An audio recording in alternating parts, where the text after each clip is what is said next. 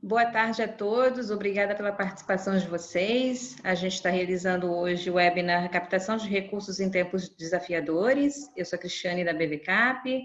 Antes da gente começar, a gente só queria lembrar a todos que a BVCap tem duas publicações que a gente recentemente publicou, uma sobre investimentos de impacto e a outra sobre cases de empresas investidas dos nossos gestores.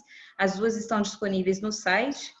A gente também vai estar fazendo um outro webinar no dia 2 de junho sobre gestão de pessoas no pós-crise. A gente vai passar todos esses detalhes para vocês junto com a transmissão ao fim desse webinar.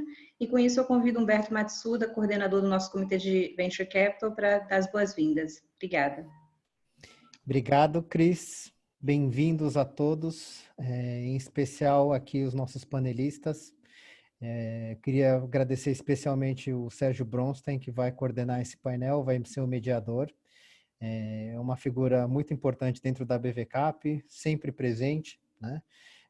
Além disso, eu queria agradecer muito a presença do Carlos Miranda, da Laura, do Fernando, que são talvez os três dos principais membros do nosso grupo de Venture Capital, três fundos incríveis que vêm fazendo um trabalho digno de notas e mais notas mundo afora.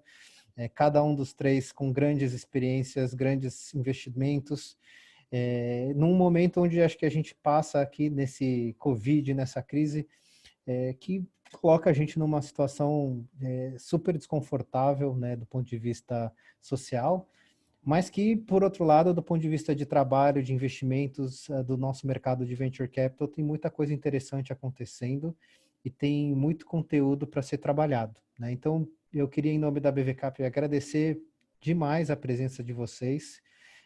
Eu acho que nenhum desses nossos webinários que a gente vem fazendo seria interessantes e bacanas se não fossem por pessoas como vocês. E é uma honra estar aqui participando dessa prosa, né, que a gente vai ter agora nessa próxima hora, que vocês vão compartilhar com a gente essa experiência que vocês têm e podem dividir com a gente. Do ponto de vista ali do pessoal que está assistindo, eu também gostaria de agradecer a presença de todo mundo. É muito importante para a BVCap poder, de alguma forma, proporcionar esse tipo de conversa, esse tipo de live, né?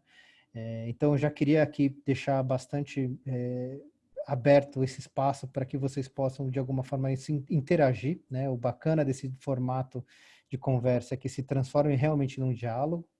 Então, já peço para que vocês, ao longo da apresentação, vão fazendo as perguntas. A gente tem aqui na ferramenta do Zoom o espaço para Q&A. É para usar, é para mandar perguntas, e o Sérgio, conforme ele for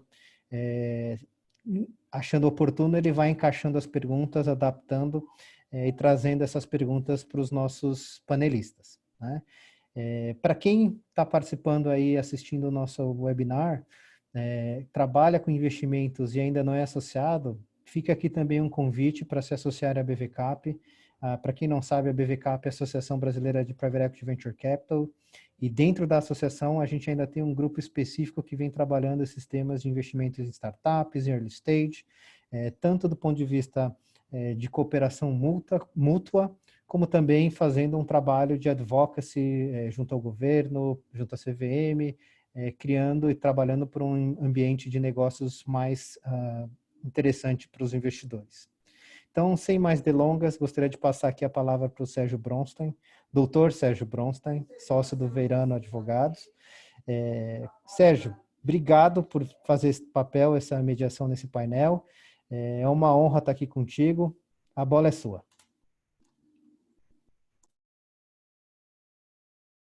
Está mudo o seu microfone.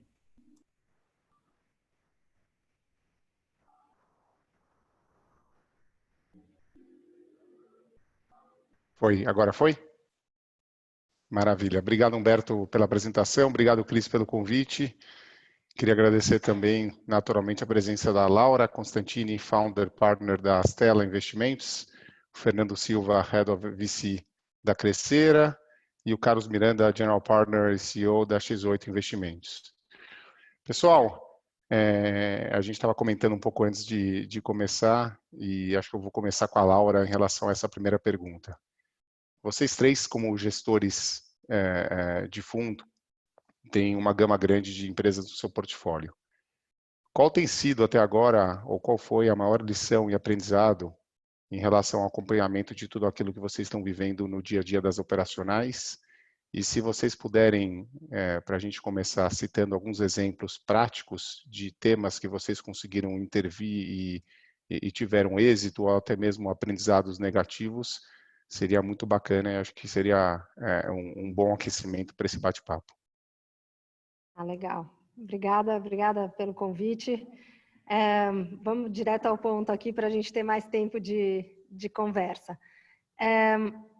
Sérgio, eu acho que as surpresas e os aprendizados foram imensos. Assim, eu acho que a maior surpresa que a gente teve foi a capacidade dos empreendedores de virar a chave e de traçar estratégias para essa crise, ou seja, era algo que ninguém estava esperando, que ninguém sabe a extensão e nem os impactos, e com muita rapidez a gente viu empreendedores traçando os seus cenários e entendendo o que era estratégia defensiva e ofensiva, e a gente sabe que virar essa chave é super difícil.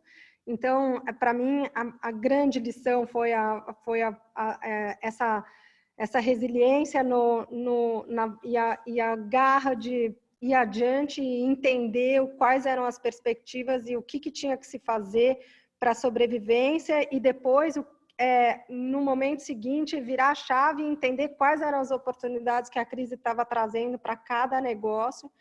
Então, assim, de exemplos interessantes, a gente tem dois no portfólio, que é o Jota, que é uma empresa que faz cobertura jornalística e trabalho com dados para entender quais são as perspectivas de aprovação e prognósticos políticos.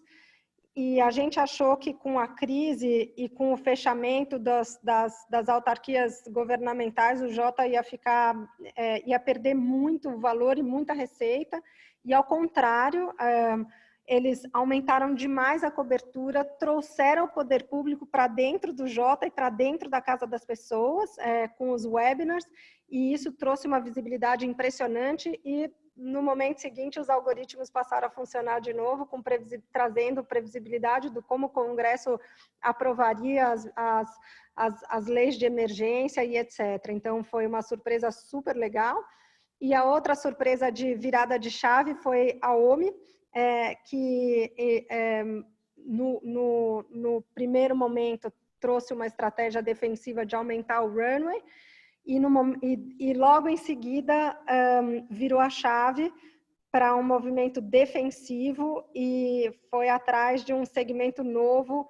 Tem uma campanha que eles estão fazendo super bacana dos dinossauros, porque eles estão indo atrás de clientes de médio porte, que não era o foco inicialmente da OMI, mas que agora com a crise virou, porque eles têm um produto pronto para atender segmentos médios que estão aí sofrendo justamente com o fato de que várias soluções que estavam sendo usadas não estavam na nuvem, e aí eles aproveitaram para trazer a importância de um ERP 100% na nuvem e pronto para atender o segmento médio também.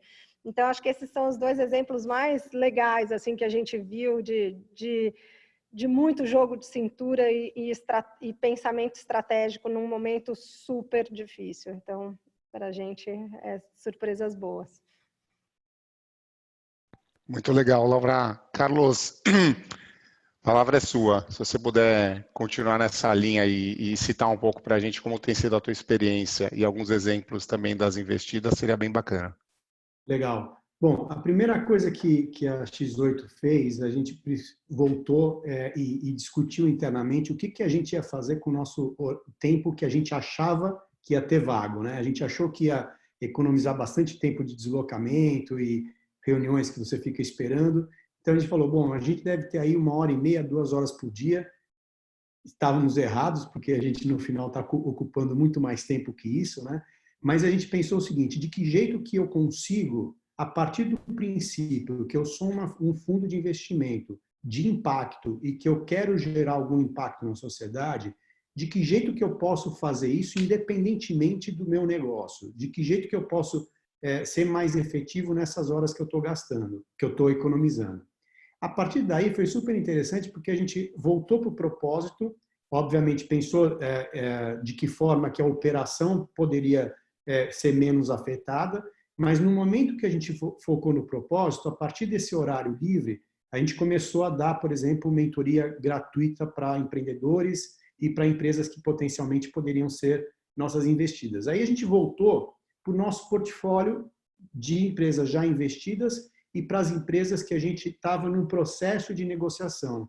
E nós resolvemos nos colocar nas empresas que a gente estava no processo de negociação como se sócios já fôssemos, né? Então foi super interessante porque a gente começou a, de novo, falar assim, o meu propósito é gerar impacto, o meu propósito é fomentar o empreendedorismo, então começamos a trabalhar nessa linha. E aí a gente foi para o nosso portfólio e falou assim, e agora você, portfólio? Operacionalmente, vamos olhar o negócio, vamos ver como que você vai impactar ou não a sua sobrevivência. E a gente tem duas empresas no portfólio super interessantes, uma é a Flores Online e outra é a Home Agent. A Flores Online, ela, diferentemente do como ela se comportou em outras crises, que ela sofreu mais por conta de eventualmente ser um produto mais considerado como supérfluo, presente e tal, ela começou a apresentar taxas de crescimento absurdas, 170%, 200% comparado com o outro ano. Então a gente foi lá e bateu no empreendedor e falou assim, vamos lá, de que jeito então que a gente pode devolver para a sociedade, que impacto que você pode gerar para a sociedade a partir do momento que você não está sofrendo com a crise, ao contrário, você está se beneficiando. E aí a gente conseguiu fazer um projeto em menos de uma semana, abrindo a plataforma toda gratuitamente para os pequenos comerciantes do interior, e a partir daí criou-se uma marca nova chamada Jingo, totalmente gratuita para os pequenos comerciantes, para o pequeno comércio, e que já, como efeito colateral, acabou virando uma nova linha de negócio. Então foi super interessante porque a gente falou assim, não vamos ser oportunista, agora é hora de sobreviver e tentar focar no teu propósito. E aí, dessa forma, o negócio cresceu mais, a marca ficou mais visível e a gente conseguiu criar uma nova linha de negócio. E o outro caso, para não me alongar muito, é a Home Agent, também, que é um investimento que nós fizemos, que é uma empresa que também 100% do negócio dela é call center at home, onde 100% dos colaboradores já trabalhavam de casa, né? A maioria são mulheres que não teriam como trabalhar por causa do deslocamento, e a partir daí também eles começaram a crescer o número de contratos, o modelo de negócio faz todo sentido no momento que a gente está. E a gente, de novo, voltou e falou de que jeito que você pode ser mais efetivo, e isso, a partir da plataforma e da tecnologia, gerou uma nova linha de negócio de aproveitar esse conhecimento e essa tecnologia para viabilizar as empresas que teriam que fazer, que transformar áreas inteiras em home office. Então, isso foi um negócio super bacana que a gente falou, resumindo, não vamos focar em ser oportunista, vamos focar em sobreviver e no nosso propósito de negócio. Perfeito. Engraçado ouvir isso da Home Agent, que de fato hoje ela é vista então como uma empresa visionária, porque 100% dos colaboradores trabalhavam de casa, então ela foi a primeira da lista de todas a considerada visionária nesse campo. Você falou isso, me lembrou uma conversa que eu tive com um diretor de um dos grandes bancos no Brasil, e ele me comentou, na terceira semana de quarentena, que ele falou, poxa, eu tinha feito um super trabalho com o RH, os bancos têm uma fama de serem conservadores, de ter uma necessidade de presença física, e eu tinha colocado uma área inteira de home office 3 vezes por semana, e a gente ia anunciar isso para todos os colaboradores a partir de março. E daí veio o corona e toda a nossa grande inovação disruptiva do ponto de vista de RH foi por água abaixo, um pouco nessa linha. Fernando, conta pra gente um pouco também, um pouco da tua experiência e o que tem sido feito no dia a dia com as investidas. Obrigado, Sérgio. Obrigado à BVK pelo convite. Boa tarde aí, já quase boa noite a todos. Bom, eu acho que uma primeira coisa que ficou claro para a gente, né, e isso a gente já vinha notando antes mesmo da pandemia estourar é a discussão sobre o que você faz com o dinheiro do seu investidor, né? Qual modelo de negócio, quais modelos de negócio são mais sustentáveis em momentos de crise. Né? Então, a gente, no nosso fundo de venture, até pelos cheques serem muito pequenos, as nossas empresas, as empresas que a gente escolheu, elas tinham uma característica muito importante, que é um burn rate bem controlado, né? Um modelo de negócio baseado em receita recorrente, né? De preferência super pulverizada. Né? O que a gente está vendo nessa pandemia, nessa crise, é que essas empresas elas estão conseguindo passar com bem menos turbulência. Né? Você tem, obviamente, um churn aqui, uma renegociação de valores aqui e ali, mas com um modelo de negócio, né, de receita recorrente, né, pulverizada, você consegue passar melhor por essas crises, por esses eventos que são disruptivos. No nosso portfólio, a gente obviamente tem empresas que sofrem um pouco mais, outras sofrem um pouco menos, outras estão até conseguindo se reinventar aí, como foi colocado pelos colegas, né? Vou dar um exemplo, vou dar alguns exemplos aqui, né? Uma delas é uma empresa que a gente investiu no interior de São Paulo chamada Nanox, é uma empresa que desenvolve tecnologia, uma película invisível, que é antiviral e antimicrobiana. Então, por exemplo, a Tramontina usa a tecnologia dessa empresa para colocar uma película nas facas de churrasco, nos utensílios, por exemplo, de churrasco, que são locais onde, depois que você usa, por mais que você limpe, eventualmente fica alguma coisa microscópica lá que pode atrair fungos, bactérias, vírus, etc. Né?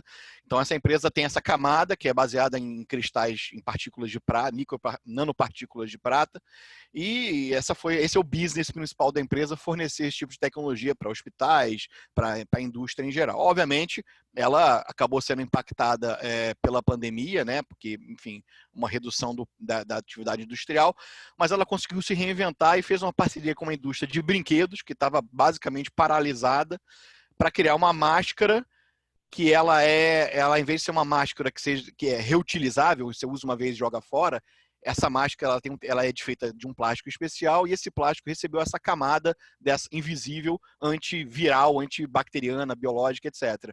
E aí, com isso, você consegue literalmente ter uma máscara reciclável, né, compatível com os padrões N95, etc., e que você pode usar tanto para atividades médicas em hospitais, etc., como para o seu próprio dia a dia, se você achar que faz sentido. Né? A única parte que é descartável são os filtros pequenos que recomenda se trocar durante um tempo, mas mesmo assim, na questão dos filtros, eles estão pensando já em aplicar também essa tecnologia nos filtros. Então, você vê uma empresa que ela aproveitou a pandemia, né? Acabou se reinventando, né? Quer dizer, usou o seu negócio core, a sua tecnologia core, fez uma aliança com outra empresa que estava, inclusive, sofrendo muito mais e conseguiu criar um produto que está sendo bastante útil, uma tecnologia bastante inovadora. Inclusive, ela aumentou várias vezes o seu faturamento aí por conta dessa reinvenção do modelo do negócio da empresa, né? Tem um outro exemplo que é uma empresa chamada Compass, que é uma empresa que a gente tem de investimento em BH. É uma empresa que está muito focada em tecnologias 3D para dentistas, para consultórios médicos de dentistas. E, obviamente, com a pandemia, as pessoas não estão indo mais no consultório, né, para tratar os dentes, etc. Então, ela é muito baseada, a tecnologia dela, em impressão 3D, escaneamento 3D. Ela pegou o parque de impressoras da empresa e começou a produzir máscaras e utensílios para a indústria médica também. Então, assim, você vê que é uma reinvenção ali, as empresas, os empreendedores, os bons empreendedores, eles conseguem fazer essas mudanças de chave. Né? Mas voltando ao meu ponto original, só para finalizar também, eu bato muito na tecla de a gente está vendo viu ao longo dos muitos anos essa discussão da questão dos unicórnios, etc. e tal. Então, se deu muito valor àquela questão dos unicórnios, empresas que, em geral, queimavam toneladas de dinheiro para crescer a qualquer custo.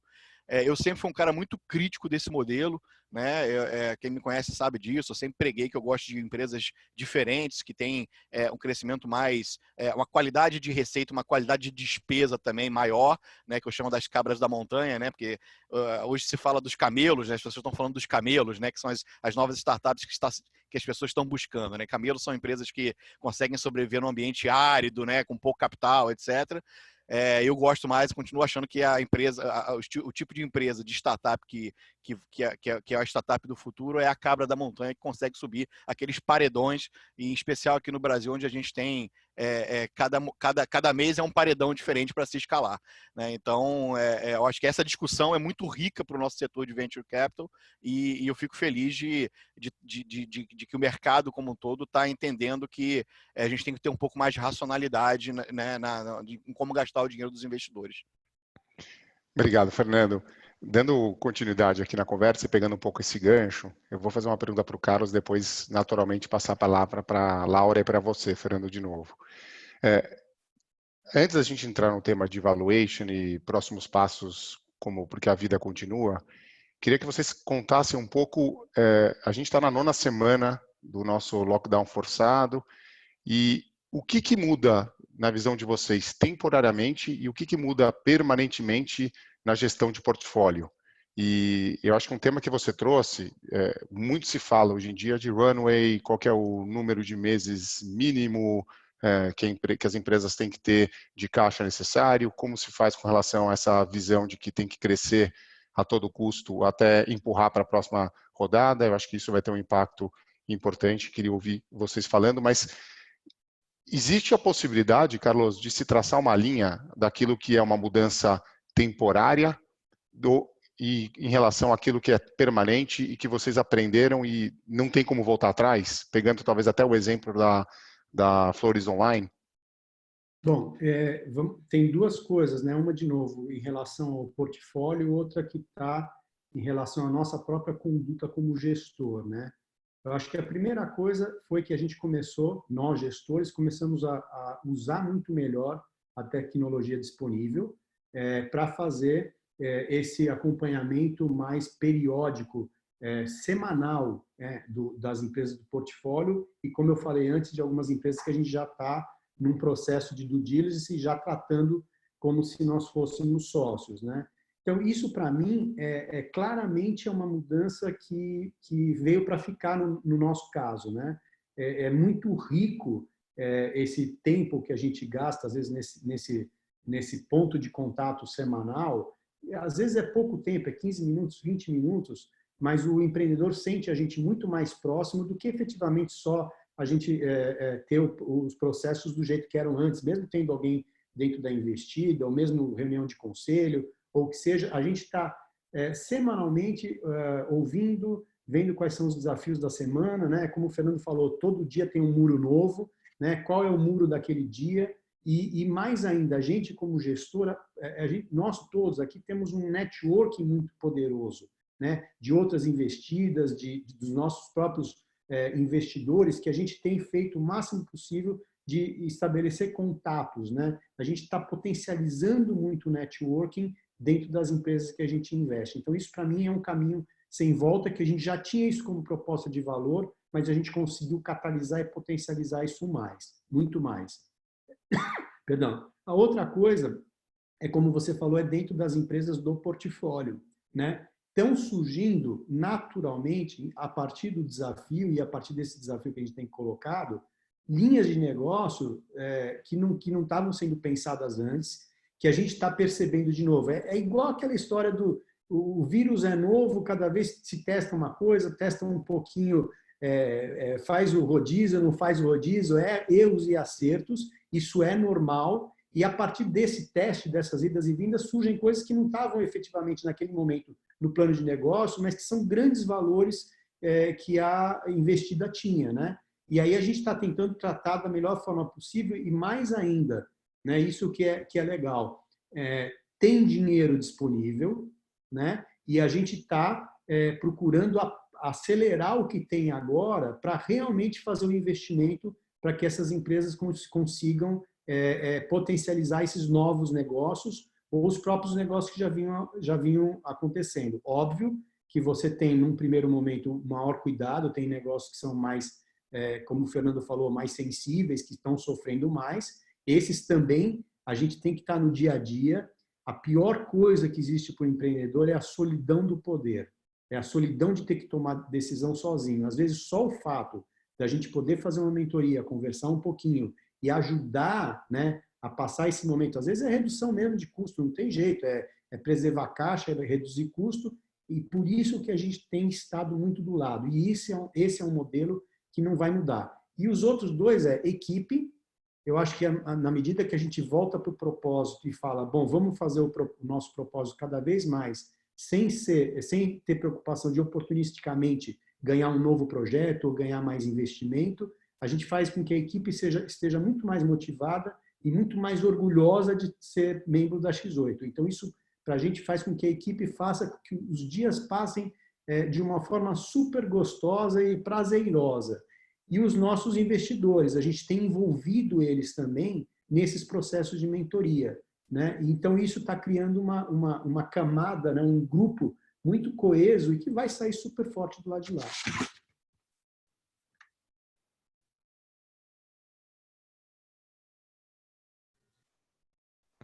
Perfeito, obrigado, Carlos. Passando a bola para a Laura, talvez em cima dessa pergunta, Laura, se você pudesse também comentar um pouco como tem sido a organização interna da própria Astela e como você tem dedicado o seu tempo para olhar para as investidas sem perder também o olho para potenciais oportunidades. Como tem sido isso na prática, descontadas, eu acho que as primeiras 2 ou 3 semanas, que deve ter sido um trabalho de bombeiro.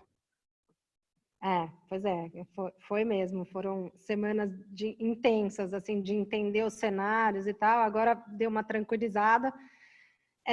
O que para a gente mudou? Mudou que a gente está fazendo. A primeira mudança estamos fazendo investimentos sem ter encontrado um time pessoalmente, sem shake hands, ou shake hands virtual, né? E como é que é isso? Porque a gente está num negócio de pessoas. A coisa que a gente mais avalia e gasta tempo entendendo é a dinâmica dos times, dos empreendedores e tal. Como faz isso remoto, né? Então, tem uma série de mudanças. Estamos gastando mais tempo, as trocas por e-mail são mais intensas, e referências que eu acho que não deveriam mudar, né? Mas a gente pegar referências de quem conhece os empreendedores ou a empresa e a dinâmica entre eles tem sido mais importante para a gente, porque agora a gente não pode ir lá em loco e entender como é que a coisa acontece de fato. E essa foi uma decisão que a gente tomou para continuar com a cadência de investimentos, aproveitar algumas oportunidades que a crise tem trazido, né? E aí tem várias teses que eu acho que a crise acentuou a velocidade, né, de adoção de outros comportamentos, como ferramentas para ajudar no trabalho remoto, trazer eficiência, transparência de processos e etc., que a gente viu que eram momentos ótimos para estar pensando nisso e para estar investindo. Toda a safra de crise são safras muito ricas. Esse é um ponto que é super relevante. Então, o que para a gente mudou tá bom, vamos aproveitar e vamos ter essa visão de que essa safra pode ser muito, muito bacana, muito rica, mas tivemos que mudar nossos processos. Eu passava, antes de investir, eu passava pelo menos de 20 a 30 horas pessoalmente com os empreendedores, pessoalmente, indo lá. E isso acabou, né? Eu teve que fazer remotamente, que não é exatamente a mesma coisa. Mas muitos dos nossos processos de acompanhamento já eram, de uma certa forma, remotos, porque tem empresas em outras cidades e tal, mas para a gente, o que eu acho que acentuou foi a importância de se olhar para unit economics e indicadores, principalmente os leading indicators. Eu acho que quando a gente tinha mais abundância, né, do tipo, importante é chegar na próxima etapa, e aí tudo bem, a gente vai receber dinheiro de novo, de uma certa, por mais que a gente falasse da importância dos unit economics, o empreendedor tinha às vezes um vício de que se ele empreendesse velocidade, poderia ter uma ineficiência no negócio que seria depois compensada, né, por conta dessa velocidade maior. E eu acho que hoje voltamos a um patamar um pouco mais racional em relação a isso, principalmente por parte dos empreendedores, de que é importante olhar sim para indicadores, tem indicadores muito ricos que antecipam comportamento de consumidores e impacto nas empresas, e, portanto, que são os famosos leading indicators. Então, a gente está vendo essa volta, a retomada de indicadores muito importantes na avaliação dos negócios e que nos possibilita tomar decisões mais rápidas, antes do caos e etc., que é uma coisa super positiva. Então, eu acho que isso fica. Eu acho que essa é uma marquinha que vai ficar para todos esses empreendedores que estão passando por essa crise. Excelente. Eu vou passar a bola para o Fernando, mas depois eu volto para a gente falar um pouco mais de valuation e vou pegar bem esse tema dos leading indicators, o que mudou e o que deve mudar como consequência de tudo isso pós-pandemia. Fernando, bola contigo. A gente iniciou, quando a gente viu que a coisa ia ser realmente bem grave na pandemia, o time do fundo, né, o Criatec é um fundo bem diferente, né, um fundo que a gente tem um time bastante grande, são, na verdade, a Crescera toca o fundo em parceria com a Triax, que é uma gestora parceira nossa, então, assim, é bastante gente envolvida, porque são empresas espalhadas por todo o Brasil, uma logística bem complexa, e todas elas precisavam de algum pedaço de atenção nosso nesse momento crítico, né? Era um troço novo para todo mundo.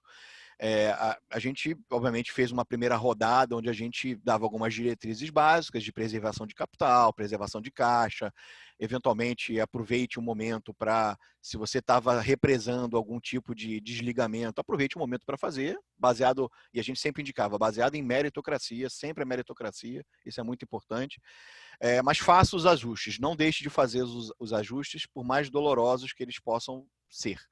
Primeiro porque é um troço novo, você não sabe quanto tempo vai durar essa crise, né? Se ela durar um mês, ok, se ela durar 2 meses, já fica complicado, se ela durar 6 meses, você quebra. Então, faça agora os ajustes e faça logo. Então, isso foi uma coisa muito importante, eu acho que os empreendedores, eles viram muito valor nessa aproximação nossa com eles, né? A gente já tem um contato muito próximo no dia a dia, mas eu acho que eles esperavam esse ombro amigo, como a Laura falou, de estar junto, de estar perto, etc. Eu acho que é super importante.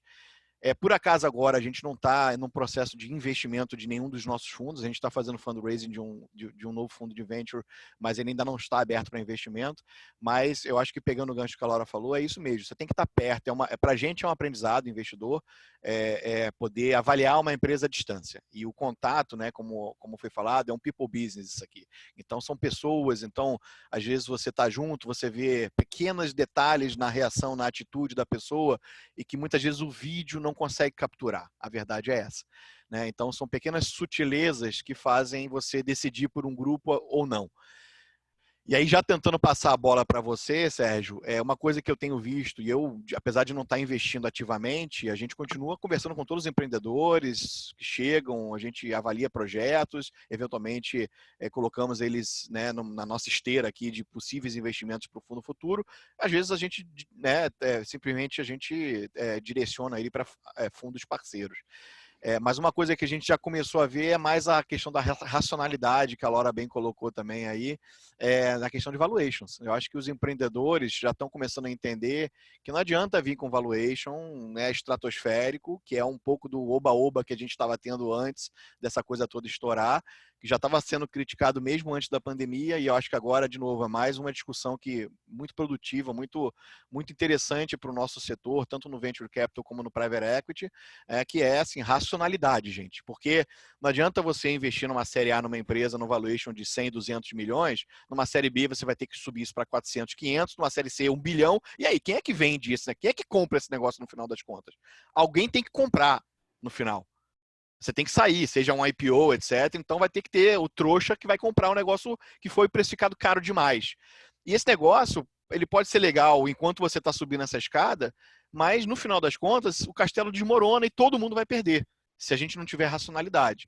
Então, acho que os próprios empreendedores estão entendendo que a gente está num ambiente um pouco mais, os investidores estão um pouco mais seletivos, tá? É natural. Agora cash is king, né? Então a gente está com muito isso mais importante do que nunca. Eu acho que os empreendedores maduros, eles já perceberam isso e estão indo com um pouco mais de racionalidade também nas pedidas.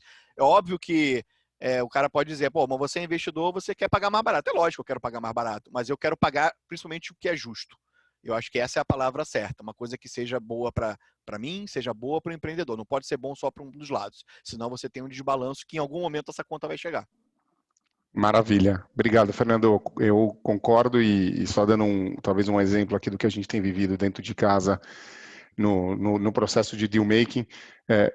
A gente teve uma queda, uma suspensão inicial, talvez nas primeiras 3, 4 semanas do lockdown, e naturalmente os deals voltaram, e voltaram de formas diversas, mas a preocupação uníssona de todos os fundos é manter a tal racionalidade que vocês três comentaram em algum ponto da apresentação. E daí quando a gente fala de racionalidade, é de conseguir bater meta, projeção com receita. E eu acho que um dos impactos na construção de contratos, a gente vai ter um peso muito importante para cláusulas de earn-out, e efetivamente vocês vão até aceitar um determinado valuation desde que a conta em algum momento chegue, né? Eu acho que existe uma discussão que foi iniciada por conta de Uber, por conta de WeWork, e talvez esse nosso período dos últimos 2 meses ele acelerou demais e mudou completamente a forma como se enxerga. Aproveitando um pouco das perguntas que a gente tem recebido e talvez tentando condensá-las todas numa só, eu vou falar um pouco agora de investimento, então, e como fica o mindset de vocês em relação à valuation. Pessoal, o que muda, talvez até uma pergunta que o Gustavo aqui colocou, o que muda no processo de valuation? E adicionando talvez uma pergunta do Heitor, que é um empreendedor, tem uma empresa, uma full tech, ele está perguntando, quer dizer, como fica agora a cabeça dos fundos em relação a novos investimentos? Voltando, a gente já está no 3º mês de nova, já, entre aspas, velha realidade. A vida tem que continuar. Então, de fato, a chavinha já mudou e business as usual, na medida que a gente possa chamá-lo de ordinário. E daí, para completar, e daí eu começo por você, Fernando, a gente tem visto muito negócios cada vez mais indo para o digital e o tal negócio analógico deixando de ser appealing, deixando de ser interessante. É o fim do negócio analógico e o mundo agora é 100% digital, virtual, e esse jogo vai ser ganho no e-commerce? Não acho que é o fim do analógico, mas certamente a Covid, a pandemia, está sendo um acelerador da adoção das tecnologias digitais, né? A gente está vendo isso acontecer. Você vê que a própria Zoom aqui que a gente está usando saiu de 10 milhões de usuários, né, por mês na média para 300 milhões de usuários. Então é um salto gigante. O que eu acho que vai acontecer é que a gente vai ter não só a melhoria, né, da adoção de algumas tecnologias que já existiam. Então a própria reunião virtual, como a gente está fazendo aqui, né, via vídeo, ela vai ser cada vez mais frequente, mais comum. As pessoas tem hábitos que necessariamente vão mudar. Então a questão do home office, ela quebrou-se o mito do home office, né? Então, assim, acho que vai ser muito natural as pessoas trabalharem de casa quando possível, quando puderem, seja para terem uma otimização do trabalho, aproveitar a família. Acho que vai ter um mix dessas coisas, e eu acho que vão surgir tecnologias novas baseadas nesse novo mundo, né? Então, novas soluções de telepresença que vão proporcionar com que o trabalho remoto seja ainda mais natural, para você, por exemplo, capturar essas nuances que eu comentei na pergunta anterior, né, de você poder estar numa reunião com alguém onde você tem que tomar uma decisão de investimento e você poder ter todas ali as sutilezas, né, como se você estivesse interagindo ao vivo efetivamente com a pessoa. Então, acho que tem muita tecnologia que vai surgir. Eu acho que eu estava até comentando antes aqui da gente entrar, né, se você olhar historicamente todas as grandes eventos históricos onde a humanidade ela sofreu, então as grandes guerras, e agora é um evento efetivamente disruptivo para a humanidade, a gente teve um momento de muito sofrimento, como a gente está sentindo agora e vai sentir um pouco mais à frente ainda, mas depois a gente tem um leapfrog tecnológico. foram assim nas grandes guerras e vai ser assim depois da pandemia. Então, sou um cara muito otimista. Eu acho que vem muita coisa boa de discussão, coisas como, por exemplo, inteligência artificial, utilização de processos de automação, o tal da discussão sobre Universal Basic Income, que é uma coisa que já vinha sendo discutida há bastante tempo num outro contexto, né, de possível substituição de empregos por automação, mas eu acho que vai se acelerar essa discussão, é uma discussão boa, produtiva. Então, acho que tem muita coisa que vai ser interessante, que vai surgir aí na rabeira aí da pandemia. Tá. Só para não perder a chance, antes de passar a palavra para o Carlos, Fernando, você disse que vocês estão num processo ainda não aberto ao público de captação de um novo fundo de VC. Mas, para não falar das investidas, então me conta um pouco como fica esse processo de captação, essas discussões internas, o que muda nesse cenário? O que muda é um pouquinho até do que eu falei na outra, né? Acho que muda um pouquinho para o investidor, né? E a gente, no meu caso aqui, no caso da Crescera, como os nossos cheques, historicamente, são cheques menores, e aí eu acho que alguém até perguntou aqui, qual o tamanho, o que é um cheque menor? No nosso caso aqui, é um cheque de até 6 milhões de reais por empresa. Isso a gente considera um cheque relativamente pequeno para o perfil de empresa que a gente tem.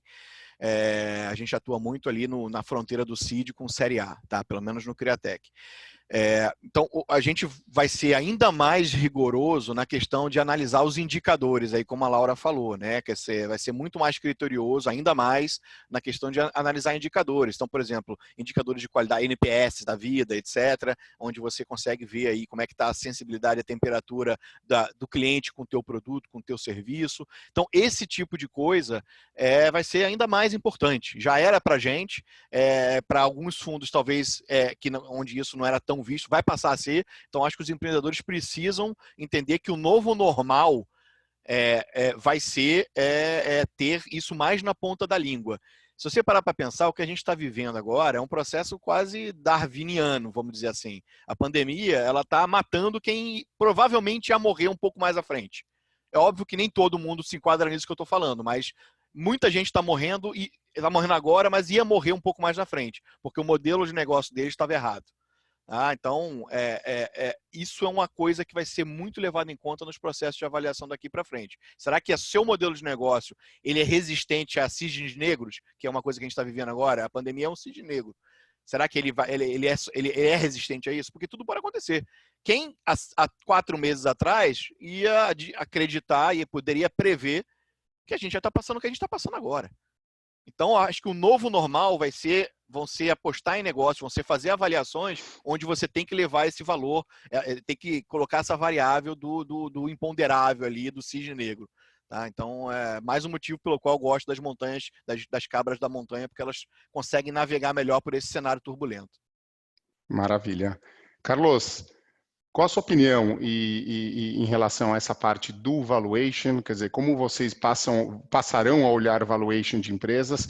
E nessa carona do Fernando, talvez ajustando um pouco, o nome do jogo, então, para o empreendedor é o quê? É saber se ajustar à nova realidade? Quer dizer, pivotar um negócio, se for necessário, talvez de domingo para terça-feira, porque é assim que a nova economia vai funcionar a partir de agora? O assunto valuation, né? Quer dizer, primeiro a gente tomou muito cuidado com esse tema, principalmente porque a gente já tinha alguns processos em andamento, algumas empresas em processo até de due diligence, e outras que a gente já estava começando negociações, né?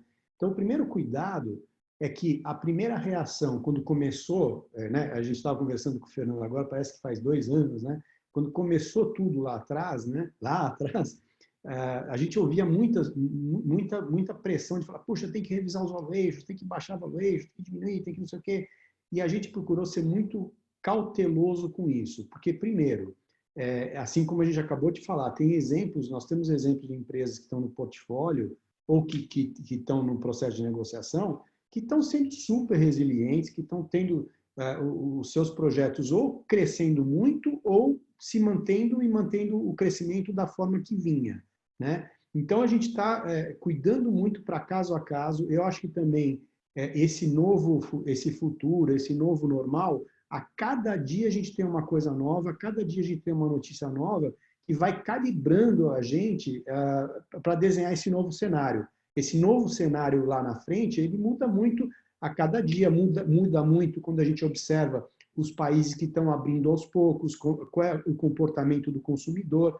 Então, isso tudo a gente está procurando ajustar em todo o valuation e não simplesmente falar, vamos fazer um corte, aumentou a taxa de risco e pronto, acabou, porque também isso, como eu falei, não dá para ser oportunista num momento desse. Você tem que ser cauteloso, mas tem que ser realista e tem que ser de fato parceiro dos empreendedores com os quais você está negociando. O comentário que o Fernando... A gente entra num estágio um pouquinho mais da empresa middle market também, isso para a gente já tinha uma vantagem, né, de que a gente já olhava valuations que estavam um pouco mais dentro da realidade, o universo mais early stage, a gente tinha observado isso, quer dizer, no mundo você estava diminuindo a quantidade de deals no venture capital e aumentando o valuation, ou seja, era uma bolha que já ia estourar, né? Eu acho que esse ajuste nesse mercado, nesse universo, né, eles, de novo, a pandemia só veio para catalisar alguns desses processos e também, no nosso caso, para avaliar resiliência e de que forma que o empreendedor está tocando isso e como a gente falou agora, novos negócios ou de que forma que ele consegue, não digo pivotar, mas também aproveitar da melhor forma possível esse novo normal dentro do mundo tradicional. E aí eu emendo isso na história do analógico versus digital, né? Eu acho que não é binário, não é uma coisa assim, um ou outro, preto ou branco, não vai ser um ou outro, né? A gente está vendo vários negócios que são 100% analógicos, que conseguiram, nesse momento, com o digital, potencializar a experiência dos seus consumidores, dos seus clientes. Por exemplo, eu estava comentando, eu corro, né? Então, a minha assessoria de corrida é um negócio 100% analógico, o cara vai lá, te dá treinamento, te encontra, e eles conseguiram se reinventar, quase todas as assessorias de corrida, empresas de pilates e tantas outras que estão digitalmente conseguindo fornecer um serviço sensacional para os seus clientes. O que vai acontecer lá na frente? Se eles conseguirem aproveitar essa camada de negócio digital que eles descobriram para aumentar a conexão, melhorar a experiência, nós vamos ter negócios mistos, né, digital / analógico, que a partir da passagem pela crise vão melhorar muito a sua competência de gerar experiência ou de gerar contato com o cliente. Então, para mim, eu não tenho muito essa visão de que ou vai ser digital ou vai ser analógico, continua tendo espaço para os dois. Eu recentemente escrevi um artigo chamado Vivedores e Morredores, e eu falo isso, quer dizer, depois que passar, as pessoas vão querer comer pastel na feira, vão querer se abraçar, vão querer beijar na boca, vão querer fazer um monte de coisa, né? A vida vai existir, principalmente depois que vier vacina. A gente tem experiências lá no passado de pandemias, como a Laura falou, né? Depois da pandemia vem uma safra muito legal, né? E vem uma turma morrendo de vontade de consumir, de se reinventar, de se fazer. E o nosso universo de empreendedores excepcionais,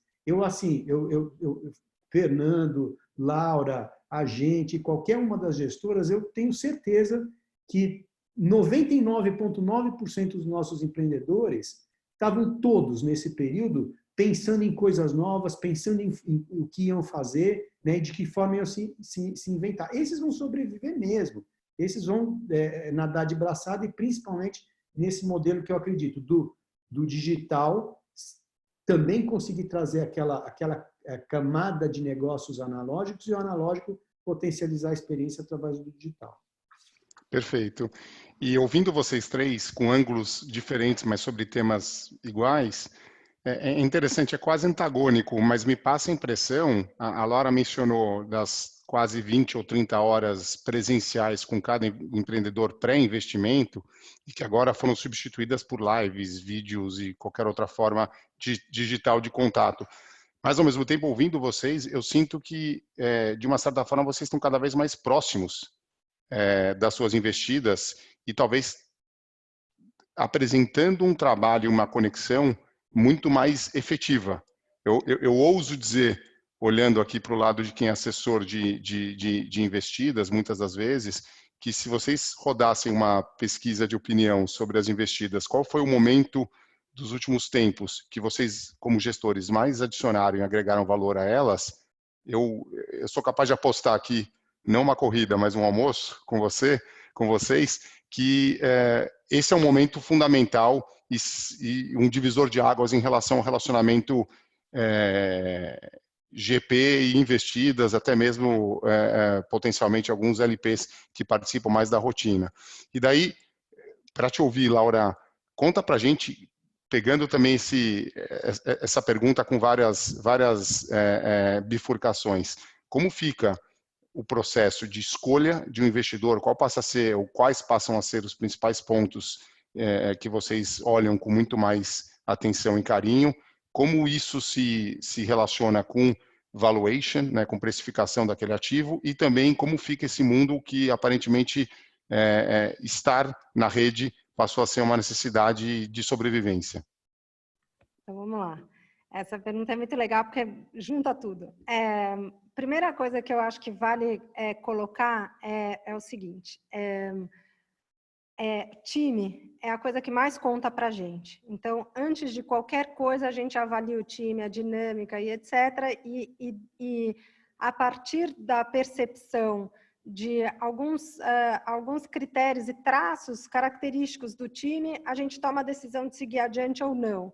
Né? Então, o relacionamento com o fundo é super importante, porque a gente vai fazendo sugestões e provocações que não necessariamente precisam ser seguidas, mas que precisam ser ouvidas. E a gente, obviamente, adora ter uma resposta de volta se faz sentido ou se não faz sentido, um engajamento em relação à tese, em relação a forma estratégica de levar o business e tudo mais. Então, time é super importante e é um critério que eu diria que não tem ponderação, ele é um deal breaker.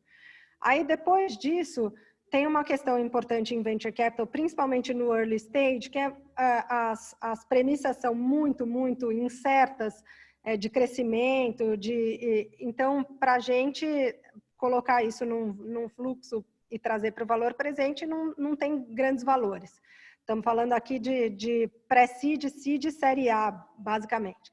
Então, a precificação dos deals e das rodadas, ela é feita de uma forma onde a gente olha o histórico de valuation ou de valor atribuído para aqueles negócios, aquelas oportunidades, de uma forma onde o tamanho do investimento impôs uma diluição para aqueles founders. E aí a gente chega no valuation entendendo qual foram as empresas bem-sucedidas e quanto que elas receberam de investimento para sair do seed para a série A, da série A para a série B. E isso, a gente chega num valuation implícito disso, porque esse montante entende-se uma diluição e, portanto, chega-se num valuation. Só que o que para a gente é importante e por que não mudou muito o nosso modus operandi antes e depois da crise? A gente entendia, assim, que, historicamente, a gente viu os valuations crescendo um pouco, e que a gente estava num patamar mais ou menos 30% acima da média histórica de venture capital. E como é que a gente ponderava isso? A gente sempre ponderou tamanho de investimento versus diluição com alguns indicadores importantes, que eram indicadores de eficiência. Então, era eficiência de capital, ou seja, com quanto que aquele founder, aonde que aquele founder ia chegar com aquele montante de dinheiro, eficiência de mão de obra, que de uma certa forma tem a ver com a questão do LTV e do CAC, e margem bruta. Margem bruta é a maior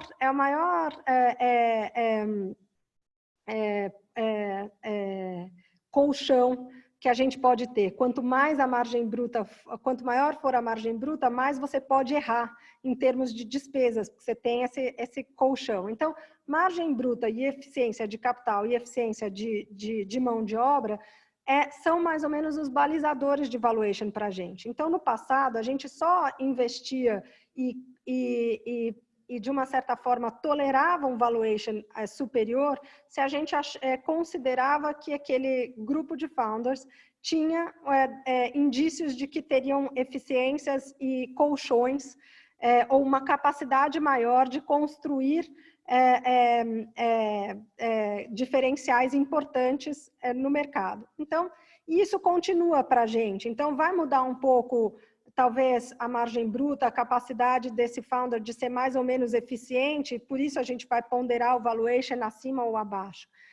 Mas a mecânica de dar valor para um deal, de uma certa forma, continua constante. Para a gente, eu imagino que para o mercado em geral. Cada fundo vai diferenciar um pouco qual é o peso que ele vai dar para critérios diferentes, mas para a gente era assim que a gente ponderava e que continua ponderando, de uma certa forma, a escolha dos deals para investimento. Perfeito.